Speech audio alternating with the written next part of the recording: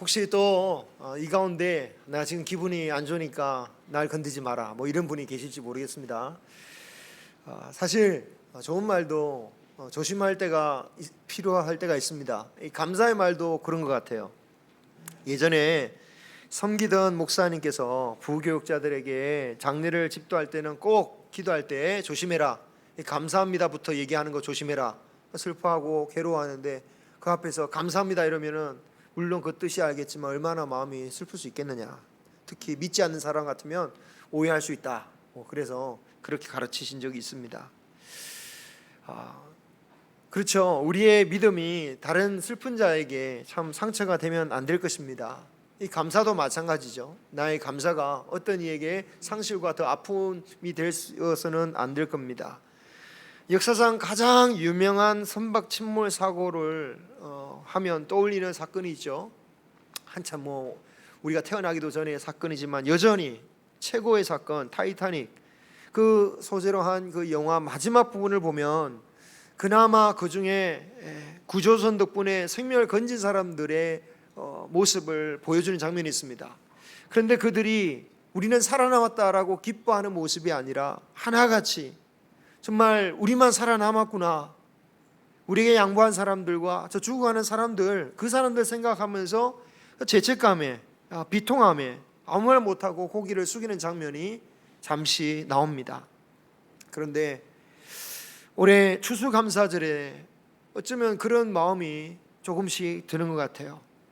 이 지구상에 전쟁이 없었던 적은 없었지만 시시각각으로 지금 들려오는 이 전쟁의 참상들 속에서 참으로 우리는 어떤 감사를 드려야 하나님이 기뻐하실까라는 생각을 해보게 됩니다. 저마다 자기가 바르다고 자기의 정의 아래에서 전쟁을 치르지만 그로 인해서 죄 없는 아이들과 노약자들, 참으로 그들이 희생되어지고 있죠. 정의를 실현하겠다라고 하지만 인간들이 자신들의 정의를 부르짖으면 부르짖을수록 더욱 세상은 더욱 불합리해지고 더욱더 악한 일들이 벌어지는 것을 우리는 보게 됩니다. 비단 전쟁 중에 있는 나라뿐만이 아니라 바로 우리 가운데에도, 우리 이웃에도 억울하고 침통하고 비통한 일들이 일어나는 것을 우리가 경험하고 있죠. 이렇게 피눈물을 누군가는 흘리는데 그 사람들 옆에서 과연 우리는 어떤 제목으로 하나님께 감사를 하고 있느냐, 어떤 제목으로 감사하고 있느냐. 하나님, 저는 무사하니까, 나는 건강하니까 그것으로 저는 감사합니다. 물론 감사의 제목이긴 한데 정말 하나님이 보시기에 괜찮으실 건가? 혹시라도 이런 감사가 바리새인이 세리를 바라보면서 하나님 감사합니다, 나는 저와 같은 죄인처럼 멸망받을 죄인과 같지 아니하게 하심을 감사합니다 라고 하면서 하나님이 기뻐하시지 않는 그런 기도가 되지는 않을까? 강도를 맞아 쓰러져 죽어가던 자를 못 본 척하고 지나가 버린 율법 교사와 레위인에 관한 비유를 예수님께서 말씀하셨죠. 그들은 둘 다 하나님을 직업적으로 전문적으로 섬기는 이들이었습니다. 그러니까 성전에 갔겠죠. 과연 그들이 쓰러진 자를 내버려 두고 성전에 와서 그 제사를 집도하면서 또는 성경을 가르치면서 기도를 하면서 어떤 감사를 드렸을까요? 혹시라도 저는 이렇게 무사하게 성전에 올 수 있게 하셔서 율법 제사를 드리고 하나님을 섬길 수 있게 해주시니 감사합니다 라고 기도한다면 과연 하나님께서 기뻐하시겠느냐 이 말입니다. 어떻게 그런 감사를 하나님께서 받으시겠습니까? 범사에 감사하라고 하셨지만 주님의 뜻으로부터 떠나놓고 감사해서는 안 될 것입니다. 제 옆에 비극을 겪고 있는 사람들이 있지만 저는 무사하니 하나님 감사합니다 라고 말하는 것은 하나님이 바라시는 모습은 아닐 것입니다. 하나님의 마음이 닿는 곳에 우리의 마음도 가야 됩니다. 하나님 마음은 어디에 있습니까? 그 쓰러진 자에게 있는 거예요. 그리고 그 쓰러진 자를 붙들고 일으켜 세워줄 자를 향해 주님은 찾고 계시는 거죠. 그러한 선한 이웃이 되라고 하셨습니다. 세워주지는 못할지언정 어떤 이들은 입으로 말로써 상처받은 사람에게 소금을 뿌려 아주 괴롭히는 사람들도 있어요. 물론 그렇게 말하는 사람은 의도가 없어요. 그 사람이 상처를 받을지 안 받을지 신경을 안 쓰는 거예요. 그냥 하고 싶은 말 하는 거예요. 하지만 그로 인해서 상처받은 사람들의 모습을 보면 정말 저도 괴로운 거죠. 그렇게 해놓고 나는 무사하니까, 나는 어려운 일을 당하지 않았으니까, 내 자녀 잘 살고 내 가정 기업 잘 사니까 하나님 감사합니다, 이런 신앙이 복될 수가 없는 거죠. 출애굽기 23장 4절 5절을 보면요, 심지어 원수가 어려운 일을 당할 때라도 못 본 척하지 말라라고 했습니다. 길을 잃은 소나 나귀의 주인이 평상시에 나하고 마음에 맞지 않는, 아니 나와 대적하는 원수일지라도 그 못 본 척하지 말라고 그랬어요. 무거운 짐에 깔려 쓰러진 나귀, 그 주인이 원수일지라도 그 원수를 도와서 나귀를 함께 세우라고 했어요.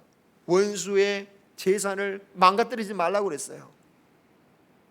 쓰러진 자가 악인을 일지언정 하나님은 그 쓰러져 있는 자와 그를 돕는 자에게 마음이 있다라는 것을 하나님은 말씀하셨다라는 거예요. 주님은 낮은 곳으로 임하시는 분이십니다. 시편 113편을 보면 높은 곳에 계신 하나님께서 스스로 자신을 낮추셨대요. 그리고 세상을, 천지를 살펴보십니다. 그리고 누구를 살펴보냐면 가난한 자를, 그 잿더미에 있는 가난한 자를 일으키시고, 궁핍한 자를 그 똥더미 위에서 들어 세워서 지도자들, 곧 그들의 백성의 지도자들과 함께 세워주신 분이다라고 하나님을 찬양하고 있습니다. 하나님께서 낮은 데로 임하셨기 때문에 우리도 주님의 사랑을 받은 거 아닙니까? 그렇죠? 하나님의 그 사랑이, 하나님의 은혜가 낮은 곳으로 임하였기에 우리도 하나님의 은혜를 받고 복을 누리는 것입니다. 아무리 봐도 받을 자격이 없는 우리에게 그 크신 은혜와 사랑을 주신 거죠. 그런 하나님께서 이 세상을 지금 보실 때에 과연 그 하나님은 지금은 누구를 보실까요? 지금도 마찬가지겠죠. 여러분, 누릴 것은 다 누리고 살면서 자신만의 생각에 빠져서 자신만의 계획에 골똘하여서 오직 자신의 인생에만 사로잡혀 살아가는 사람들에게 하나님의 마음이 있겠습니까? 아니면 처참히 무너진 삶 속에서 울고 있는 사람들을 향하여 하나님의 마음이 있으시겠습니까? 하나님은 변함이 없으시겠죠. 하나님은 변함이 없으신 겁니다. 정말 1만 달란트 빚져서 정말 어쩔 줄 모르는 그 영혼을 위해서 불쌍히 여기사 그 죄를 탕감해 주시고, 그 다음에 하나님의 마음은 어디에 가 계시는 겁니까? 그 사람으로 또 빚진 사람, 그 사람 향해 있는 거예요. 그런데 탕감한 사람이 그 자신이 받은 그 은혜는 모르고, 그 낮은 데 가운데 임하셨던 하나님의 은혜는 모르고 자신에게 빚진 사람을 향해서는 그런 악한 일을 하니 하나님께서 분노하시는 거죠. 여러분, 우리는 범사에 감사해야 합니다. 하지만 이기적인 마음으로 감사할 게 아닙니다. 정말 원수는 저렇게 무너졌으니 나는 감사합니다, 저 사람은 잘못돼도 나는 무사하니 감사합니다, 그게 아니라 하나님의 마음이 쏠린 곳을 바라보면서 진정한 감사를 드려야 된다는 거예요. 그러므로 우리가 드려야 할 감사는 나를 지켜주신 대한 그 감사의 표시를 넘어서서 주님의 선한 일을 이룰 수 있는 감사가 되어야 되는 거죠. 감사를 마음만으로 끝날 게 아니라 몸으로 감사를 드려야 됩니다. 오늘 말씀에는 정말 말 그대로 온몸으로 감사를 드리는 여인의 모습이 나옵니다. 예수님의 발을 향유로 씻긴 사건이 성경에는 두 번 나와요. 300데나리온 정도의 향유로 발을 씻겼던 마리아 이야기가 한 번 나오고, 누가복음에 나오는 여인은 죄 많은 여인으로서 드리는 사건입니다. 그래서 두 사건 별개의 사건으로 보여요. 그런데 이 두 사건은 성격도 다르죠. 마리아는 예수님의 장례를 위한 헌신이었다라고 한다면, 오늘 말씀에 나오는 여인은 자신의 큰 죄를 사하여 주신 그 하나님의 예수님의 사랑에 대한 감사에 대한 헌신이었다라는 거예요. 그 집은 바리새인의 집이었습니다. 바리새인이 초청했습니다. 그런데 예수님을 초청했던 바리새인은 그 여인을 바라보면서 죄인이라고 말하는데요, 당대에 죄를 지은 여자다라고 말하면 대부분 성매매하는 여인을 가리켰습니다. 바리새인은 참으로 하나님의 아들이라면 저런 여인은 절대로 예수님 근처에 오지 못하게 했을 것이라 라고 생각했어요. 거룩한 하나님의 사람이라면 저런 여자와는 상종할 리가 없다, 상종할 리가 없다라고 하신 거죠. 그런데 주님의 마음은 어디에 계십니까? 낮은 곳에 계신 거예요. 낮은 곳에. 주님이 이 여인의 헌신과 감사를 받으신 이유를 50데나리온을 탕감받은 사람보다 500데나리온 탕감받은 사람이 더 큰 사랑을 받았다라는 비유를 통하여 말씀하셨어요. 그 말씀은 죄를 더 크게 지어야 주님의 사랑을 더 받는구나, 그런 뜻이 아닙니다.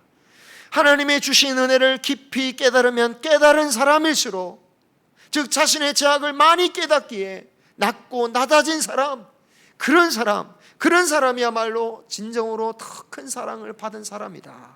그리고 그런 사람이 더 큰 헌신을 하게 된다라는 거예요. 여인은 자신이 받은 사랑이 너무나도 커서 자신의 생명을 다해도 갚을 수 없음을 알고 자신의 모든 것을 다해 주님의 발을 씻겨 드립니다. 여러분, 그 여인이 감사드리는 이유가 뭘까요? 예수님이 먹을 걸 주셔서, 생계를 유지하게 해줘서, 그게 아니에요. 자신의 죄를 용서하시고 나를 용납하신 그 은혜가 그 어떤 감사의 제목보다 더 큰 것입니다. 여러분, 우리가 감사드리는 이유가 무엇입니까? 다른 것 필요 없이 나를 용서하시고 주의 자녀로 삼으신 것, 그것에 대한 감사를 결코 잊지 않는 저와 여러분이 되기를 소망합니다. 그리고 우리도 그 여인을 따라서 주님의 발을 닦아드리기를 원합니다. 우리가 닦아드릴 주님의 발이란 무엇일까요? 발이란 것은 신체 중에 가장 낮고 가장 더러워지기 쉬운 부분이라고 할 수 있습니다. 그리고 주님의 몸은 어디입니까? 그리스도 교회죠. 그러므로 주님의 발을 섬기는 것은요, 교회의 가장 낮고 낮은 곳 또는 낮은 사람들을 섬기는 것과 같다라는 거예요. 우리 교회 사람들은 다들 나름대로 잘 사는데 내보다 더 못 사는 사람 없는데? 여러분, 우리가 섬겨야 할 예수님의 몸된 교회란 우리가 속한 이 지역교회, 충강교회만을 가리키는 말씀이 아니라 이런 것을 기억해야겠습니다. 예수님의 몸된 교회란 예수님을 믿는 이 세상의 모든 교회를 사실은 다 포함하는 거예요. 그 교회 중에 지역교회가 우리 교회이지 우리 전체 교회를 바라봐야 되는 겁니다. 그래서 우리가 섬겨야 할 곳은 무궁무진하게 많다는 것을 알 수 있어요. 우리의 능력으로는 절대로 다 할 수 없다는 것을 알 수 있습니다. 하지만 우리에게 주신 은혜대로 그 여인이 가진 머리칼로 자신이 가진 전 재산을 통하여서 자신이 할 수 있는 최선을 다하여 눈물로 쏟으며 예수 그리스도의 발을 닦고 섬겼던 것처럼 내가 받은 것 가지고 나에게 있는 비록 부족한 머리칼이라도 그 머리카락이라도 사용하여서 주님의 발을 닦아 드릴 수 있기를 소망합니다. 우리에게 생명을 주시고 은혜를 주시는 한 우리가 몸으로 드리는 감사를 잊지 않고 섬길 수 있기를 소망합니다.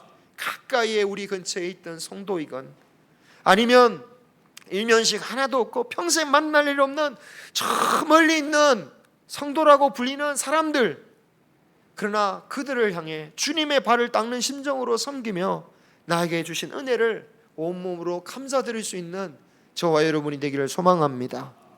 여인이 지금 자신의 헌신으로 말미암아 오히려 주변의 비난과 업신여김을 받고 있습니다. 차라리 숨어버렸으면 이런 비난을 받지 않았겠죠? 업신여김을 당하지도 않았을 것입니다. 그런데 주님 앞에 나와서 자신의 모든 걸 드리니까 오히려 더욱더 가증스럽다, 가식적이다, 저게 뭐냐 이러면서 업신여김을 받고 있는 거예요. 그러나 이 여인은 아랑곳하지 않고 주님을 섬기는 것에만 집중하고 있습니다. 내가 받은 주님의 은혜에만 집중하니까 누군가 나를 비난하고, 그게 사실이니까 더 아프겠죠. 그죠? 없는 얘기하는 것도 아니고 진짜 사실이니까 더 아프겠죠. 그러나 그것도 조차도 문제가 되지 않았습니다. 그녀가 드렸던 그런 감사, 그런 헌신을 우리가 드릴 수 있다면 제가 드릴 수 있다면 얼마나 좋을까. 기독교 정신으로 시를 쓰셨던 김현성 시인이란 분은 감사하는 마음이란 그것은 곧 아는 마음이다 라고 말했습니다. 일단은 내가 누구인지를 아는 것이다. 그리고 나의 주인이 누구인지 그것을 깊이 깨닫는 마음이다. 여러분, 진정한 감사란 것은 나에게 부수적인 거 내가 받아서 이러저러한 이유 때문에 감사하면서 그런 이유를 찾는 것보다 가장 중요한 것은 내가 어떻게 존재했는지, 내 주인이 누구인지 그 주인의 마음을 아는 것입니다. 우리는 그리스도의 피와 살을 먹음으로 산 자들이란 것을 오늘 이 성례식이 있는 오늘 추수감사주일날 꼭 기억하기 바랍니다. 그 우리에게 어떤 기도의 제목이 있어도 나를 위하여 주신 그 은혜보다 더 큰 것은 없고 비교할 것이 없습니다. 우리가 성례식을 통하여 그 주님의 은혜를 기념할 수 있기를 소망합니다. 우리를 지켜주시고 잘 먹게 해주시고 병들게 하지 않으신 것도 감사하지만 이것들은 모두가 부가적인 것들이에요. 그리고 이런 감사만으로는 우리의 믿음으로는 승리할 수가 없습니다. 나의 생명을 구원하신 그 은혜를 감사하길 원합니다. 비난받아도 그 감사를, 그런 감사는 잃지 않을 수 있습니다. 내가 병들지라도 내가 받은 은혜를 생각하면 감사를 잃지 않아요. 내가 그 은혜를 기억하면 가난해져도, 내가 고통을 받아도 감사를 잃지 않고 하나님께 영광을 돌릴 수 있는 것입니다. 이 성례식을 통하여 죽을 수밖에 없는 나를 살리신 하나님의 은혜를 감사하며 그 은혜를 진정 마음의 표시만으로 드리는 게 아니라 여인처럼 온몸으로 감사드리기를 결단하는 저와 여러분이 되기를 소망합니다. 나를 살리시기 위하여 피와 살을 주신 그 은혜, 참으로 하나님의 보답할 길이 없죠. 보답할 길이 없으면 우리 역시 보답할 길이 없는 작은 이들을 섬기기를 바랍니다. 우리가 드리는 헌신은 상부상조가 아닙니다. 내가 이만큼 하면 이만큼 받는 게 아닙니다. 내가 이만큼 주면 내가 이게 받는 게 아닙니다. 정말 온전히 헌신하는 겁니다. 향유 한 번 쓰면 사라지는 것처럼 정말 온전히 주님 앞에 섬길 수 있는 저와 여러분이 되길 소망합니다. 주님은 우리의 중심을 아십니다. 우리의 감사가 진심인지 아니면 아닌지, 우리의 마음은 우리의 마음 가는 곳에 우리의 발길은 가게 되어 있겠죠. 우리의 물질도 가게 되어 있겠죠. 우리의 헌신과 열정도 가게 되어 있겠죠. 정말 주님께 감사하는지, 그것은 주님이 우리를 보시면서 우리가 어떻게 그리스도의 몸된 교회를 섬기는지, 성도를 어떻게 대하는지, 하나님의 교회를 어떻게 생각하는지를 통해서 알 수 있을 것입니다. 자신의 몸을 먹고 마시도록 내어주신 예수님, 그 사랑과 헌신을 이 시간 진지하게 받으시고 그 은혜에 따라 살아가는 저와 여러분이 되시기를 주님의 이름으로 소망합니다. 기도하겠습니다.